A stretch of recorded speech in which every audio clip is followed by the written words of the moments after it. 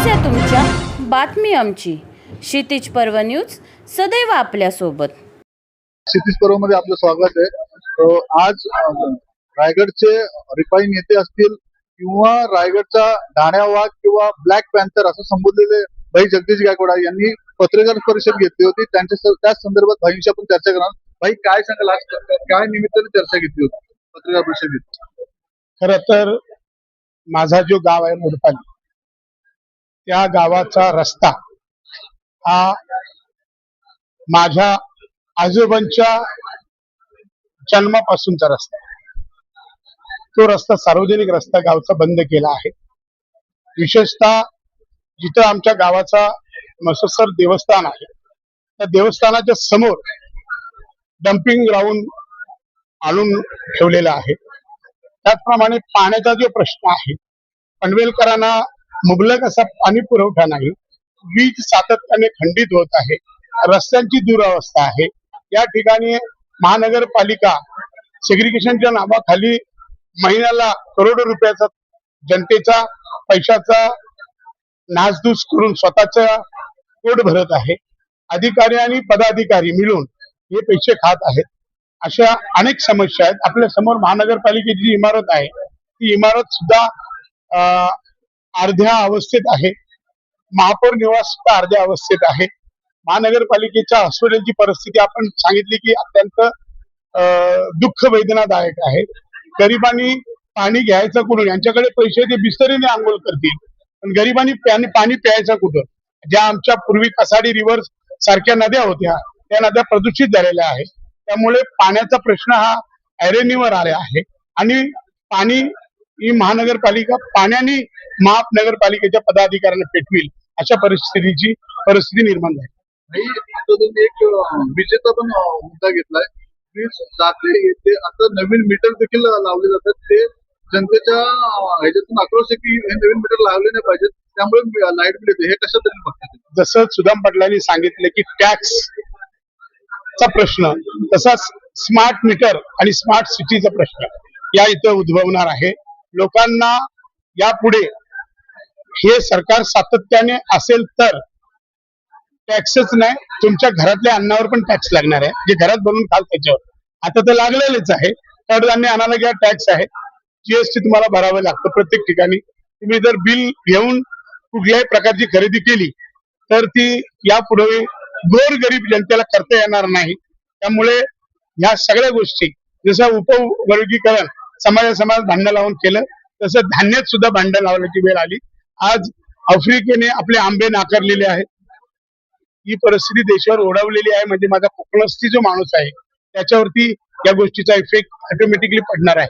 म्हणून परदेशात सुद्धा आता भारताच्या वस्तू घेतल्या जाणार नाही अशा प्रकारची जशी भूमिका आहे, तसं पनवेल महानगरपालिकेच्या जे अधिकारी आहेत त्यांनी ठरवलेले आहे की तुम्ही आरोग्य हानिकारक करूनच मरा, तुम्ही काही जगू नका. कारण पनवेलची लोकसंख्या वाढली, मारण्यासाठी पनवेल महानगरपालिकेचे प्रशासन आणि लोकप्रतिनिधी आहेत. भाई, तुम्ही लोकनेते दिबा पाटील या विमानतळाच्या नावासाठी खूप संघर्ष केलेला आहे. आज त्याच विमानतळाची 6 महिने पण झाले नाही चालू झाले, त्याच विमानतळ गळती लागली. काय सांगा? माझं म्हणणं आहे, विमानतळाच्या संदर्भात आपण उद्या याच्यावर चांगली बाईट घेऊया. गळती जशी विमानतळाला लागली तशी या हरामखोरांनाही गळती लागणार आहे. दिवस जवळ आलेले आहेत, त्यामुळे याच्यावरती स्पेशल बाईट तुम्ही सांगाल. उद्या आपण दिवंगत नेते गोकुळशेठ पाटील यांच्या निवासस्थानासमोर जी प्रेस घेणार आहोत, त्याच्यानंतर आपला स्पेशल विषय घेऊ. भाई, तुम्ही मगाशी एक पॉप्युलर जनता पार्टीचा एक उल्लेख केला. ती एक पत्रकार परिषद झाल्यानंतर एक उद्रेक झाला. तसा पनवेलमध्ये उद्रेक होणार आहे का, अशी संकेत आहेत का तुमचे? आता सगळे लोक एकत्र आल्यानंतर उद्रेक होईल आणि हा उद्रेक हक्क मागण्यासाठी आहे. दीपकजीने जो केला तो लोकशाहीचा जम्बो सब्जेक्ट आहे, पण आमचा स्मॉल हा लिटल सब्जेक्ट आहे. फक्त पनवेलकरांच्यासाठी आहे आणि आम्ही पनवेलकरांच्यासाठी काम करतो. भविष्यात काही दीपकजींना कॉन्टॅक्ट वगैरे करणार? ते आपले चांगल्या कॉन्टॅक्ट मधले आहेत. सगळ्याच समाजाचे जेवढे पण लोकप्रतिनिधी आहेत ते माझ्या चांगल्या कॉन्टॅक्ट मधले आहेत. आणि आता हा मोर्चा तुम्हाला सगळ्या पत्रकारांना माहिती आहे, या मोर्चाला रोडपालीतून सुरुवात झालेली आहे. हा मोर्चा थांबणारा मोर्चा नाही. 30 तारखेला मोर्चा आहे. कशा स्वरूपाचा असणार आहे? उद्रेक असणार आहे, शांततेने असेल? माझा एक विनंती आहे की तुम्ही परवा 24 तारखेला आलात की मोर्चाचं नियोजन काय आहे ते तुम्हाला रोडपालीचे आमचे अजून बुधाजी ठाकूर आहेत, काशीनाथ पाटील आहेत, तीन जामकर मंडळी आमची यायची आहे. आज ते अचानक काल ठरल्यामुळे त्यांना आज ते इथं पोहोचू शकले नाही, वैयक्तिक कामानिमित्त आहेत. पण माझ्या ग्रामस्थांचा जो निर्णय आहे, मग आमचे मोहन पाटील असे अनेक लोक आमचे आहेत, ते या गावातली बैठक आमची उद्या सुदाम शेठ पाटील यांच्या नेतृत्वाखाली गावातली बैठक होणार आहे. ती झाल्यानंतर मोर्चाची आखणी पर्व आम्ही तुम्हाला सांगतो. काय सांगाल, तुमचा चेहरा काँग्रेसचा आहे, हा मोर्चामध्ये पक्षीय बाजू धरणारा की जनतेतून हा मोर्चा आहे? बघा, हा प्रश्न जनतेचा म्हणून जनतेतून हा प्रश्न होणार आहे. सुदाम पाटील कुठे उभा राहिला तर त्याच्या पाठीमागे हात लागणारच आहे. त्याच्यामुळे लोकांना माहिती आहे का सुदाम पाटील हा काँग्रेसचाच कार्यकर्ता आहे, पदाधिकारी. त्याच्यामुळे हे पक्ष विरहित हा मोर्चा असणार आहे. शेवटी काही लोक असे असतात न्यूट्रल, ज्याला कुठल्या पक्षाशी देणं घेणं नसतं, पण त्यांचा प्रश्न सुटला पाहिजे त्यांना असं वाटतं असतं. मग आमच्यासाठी कोणतरी जेव्हा धावतो त्यावेळी सामान्य माणूस त्या मोर्चामध्ये सहभाग होतो. शेवटी प्रत्येकाची विचारधारा वेगळी असते. कोण महाविकास आघाडीला मानत असतो, कोण भाजपाला मानत असतो. त्याच्यामुळे ही लोक ज्यावेळी पक्षाच्या मोर्चाला येत असतात त्याच्यावर लेबल लागला जातो. काही लोकांना लेबल लावून घ्यायचं नसतं, परंतु सामाजिक प्रश्न असेल तर हिगेगीने भाग घेतात.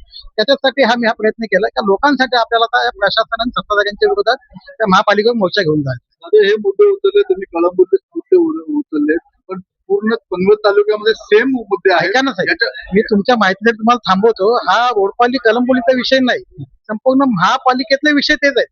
फक्त सुरुवात रोडपालीने केली म्हणून तो विषय तुमच्या असं लक्षात आला असेल का कलंबोली पुरता आहे. तर संपूर्ण महापालिकेत पाणी नाही, संपूर्ण महापालिकेत रस्ते खोदलेले आहेत, संपूर्ण महापालिकेत मालमत्ता कायद्याचा प्रश्न आहे, संपूर्ण महापालिका क्षेत्रामध्ये MSCBचा त्रास आहे, शाळांच्या ऍडमिशनच्या बाबतीत असलेले सगळे जे प्रश्न आहेत हे सामूहिक प्रश्न सगळ्या महापालिका क्षेत्रातील आहेत. फक्त सुरुवात रोडपालीने केलेली आहे.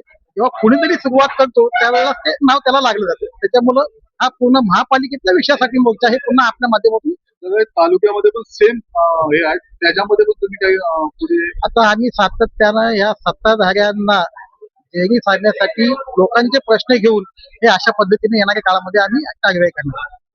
काय सांगणार? हा, बघा, तुम्ही पाहिलं असेल 2 दिवसापूर्वी का मंत्रालयातले टक्केवारी आपण ऐकलं असेल, त्या आपल्या भगिनीने हिंमत करून सांगितले की कसे टक्केवारी द्यावे लागतात. आपण माझ्यापेक्षा फार हुशार येतात, आपल्याला सगळ्यांचे रेट माहित असतील, पण आपण बोलू शकत नाही, आपल्याला काही बंधन आहेत. मी बोलू शकतो कारण का मी काय त्यांचा लागीनदार नाही अधिकाऱ्यांचा, नाही मी त्यांच्याकडे कधी काम मागायला गेलो, नाही कधी कोणासाठी बिल मागायला गेलो. बाबा याचं कॉन्ट्रॅक्टरचं बिल काढून दे, कारण माझ्या परिचयाचा कोण कॉन्ट्रॅक्टर येत नाही. त्याच्यामुळे हे का फोपावलेत यांना माहिती आहे का आमचं कुणीही वाकडे करू शकत नाही. देश पातळीवर बघा राजकारण त्याच पद्धतीने चाललेलं आहे, राज्यात त्याच पद्धतीने चाललेले आहेत आणि खाली ते चालले. यांना फक्त काम काय करायचे तर त्याच्यात जी टक्केवारी 20%, हा ऐकून आहे मी 20%, त्याच्यापेक्षा भयानक जास्ती असेल. त्या 20%साठी ह्यांची सगळी धडपड आहे. त्यांना लोकांच्या जे मूलभूत प्रश्न, शाळा बांधण्यासाठी पुढाकारी घेणार नाही, यांचा रस्ते गटर ह्याच्यावर फोकस आहे. कारण का ते पैसे ऍडव्हान्स मध्ये मिळतात कॉन्ट्रॅक्टवर, आणि पावसाला आला का पुन्हा खोदायला 4 पटीने ते रस्ते काढता येतात. एखादी इमारत बनवली तर तिला काही काळ 25-30 वर्ष सांभाळायला लागत नाही, पण रस्ते पावसाला खड्डे खराब झाले का पुन्हा तुम्हाला प्री मान्सून मध्ये पॅचवर्क साठी त्याची निविदाही काढली जात नाही. असे वारेमाप फक्त जनतेचा पैसा याची लूट चालू आहे, आणि आपल्या माध्यमातून जनतेची लूट ही थांबण्यासाठी आपण सुद्धा ह्या मोर्चामध्ये सहभागी व्हा. आपल्या शेजारी पाजारी कोण असतील, हा जनतेचा प्रश्न आहे. आता काय निवडणुका नाही, मी उमेदवार म्हणून उभा राहतोय, लोकांची सहानुभूती पाहिजे. निवडणुका संपल्या, आता 3.5-4 वर्षी निवडणुका नाही. या मधल्या कालामध्ये लोकांचे प्रश्न घेऊन लोकांना वाटलं पाहिजे का आमच्यासाठी कोणतरी काम करतो. म्हणजे सत्ता असेल नसेल, सत्ता ही गौण आहे, ती लांब आहे, परंतु सत्तेच्या विरोधात धावणारे ज्यावेळी आपण प्रयत्न करतो त्यावेळी मोठी नांदी होते, आणि याच्यातूनच एक उद्याची क्रांती असेल असा मला विश्वास वाटतो. असं नागरिकांचा आरोप आहे.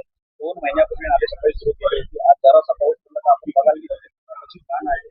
काय सांगितलं म्हणजे मी तुम्हाला काय सांगितलं, ही जी झाकणासमोरची घाण आहे ती रस्त्यावर आणणार, ती उचलणार त्याचा वेगळा कॉन्टॅक्ट. जी झाकणासमोरची घाण आहे ती काढणार, म्हणजे लोकांना काय वाटतं पुन्हा हे चमकवतील, त्याला नगरसेवक जाणार फोटो काढणार, त्याचं डेट टायमिंग सगळं टाकणार. म्हणजे काय, ते जसे का म्हशी आहेत, पण त्यांचा उद्देश जनतेची सेवा नाही तर मेवा खाण्यासाठी हा आमचा 8 तास आहे.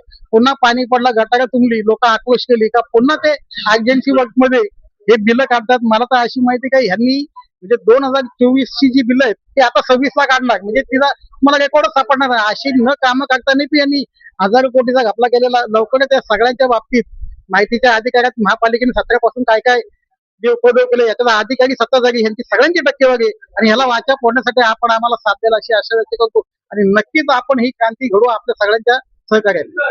ताई, काय सांगाल महिला म्हणून कसं होतं या मोर्चावर? बघा, आज म्हणजे रोडपाली ग्रामस्थांच्या वतीने आज खूप चांगले विषय इथं मांडण्यात आलेले आहेत की नागरिकांपर्यंत ज्या गोष्टी नागरिकांना आवश्यक आहेत, मग ते पाण्याचा विषय असू द्या, आता नाल्या सफाईचं तर तुम्ही सांगितलं. जर तुम्ही बघितलं तर नाल्यासमोरचा जो झाकण आहे तिथलाच कचरा काढलेला जातो. बाकी नाल्या आतमध्ये 10-10 फुटापर्यंत त्यांचे काही पाईप जात नाही, तिकडची घाण काही काढली जात नाही. फक्त इकडं काय प्रतिनिधी जाऊन फोटो काढून व्हायरल करायचे नाले सफाई झाल्यात, नाले सफाई काय होत नाही. कलंबोलीची परिस्थिती पुन्हा तशीच होणार आहे आणि पाणी तसंच तुंबलं जाणार आहे. कारण तर नाले फक्त साफ झाल्यात असे फोटो व्हायरल झालेले आहेत, पण ते नाले काही साफ झालेले नाही. पाण्याचा प्रश्न आहे, इथेशील लाईटीची फार मोठी समस्या आहे.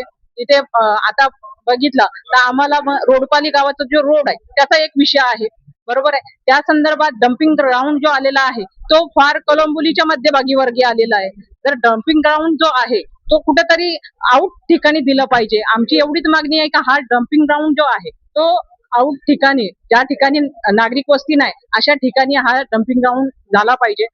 जर आम्हाला या पद्धतीचं आयुक्त साहेब किंवा प्रशासनाने जर योग्य तो न्याय मिळाला नाही तर 30 तारखेला जो मोर्चा होईल त्यातून आम्ही काहीतरी निष्पन्न करू अशी आमची खात्री आहे. आणि माझा जनतेला, हा जनतेचा मोर्चा आहे, कुठल्या पक्षाचा नाही, पक्षविरहित मोर्चा आहे. माझा जनतेला, पनवेल महानगरपालिकेच्या पूर्ण जनतेला नम्रतेचं आव्हान आहे की आपण सारेजण मिळून या मोर्चामध्ये 30 जूनच्या मोर्चामध्ये सर्वांनी सामील व्हायचं आहे आणि आपल्या न्याय हक्कासाठी इथे उपस्थित राहायचं आहे. एवढंच बोलते आणि थांबते. धन्यवाद. जय हिंद, जय महाराष्ट्र.